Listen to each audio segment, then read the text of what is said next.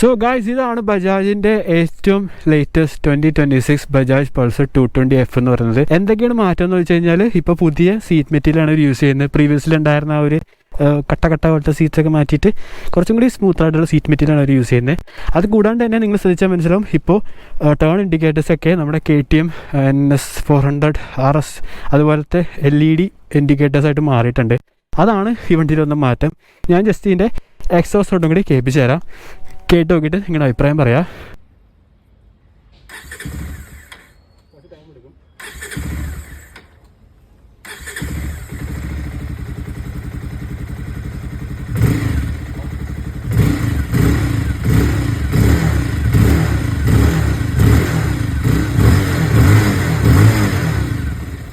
അപ്പോൾ ഇതിൽ കൊച്ചിയിൽ ഓൺ റോഡ് വരുന്നത് ഏകദേശം 1.65 ആ ഒരു ലെവലിലേക്കാണ്. ഇതിൻ്റെ ഒരു ഫുൾ കംപ്ലീറ്റ് റിവ്യൂ നമ്മുടെ ചാനൽ ഇട്ടിട്ടുണ്ട്. അപ്പോൾ നിങ്ങൾ ഇൻട്രസ്റ്റഡ് ആണെങ്കിൽ ഒന്ന് ചെക്ക് ചെയ്ത് നോക്കാം. ഓക്കെ.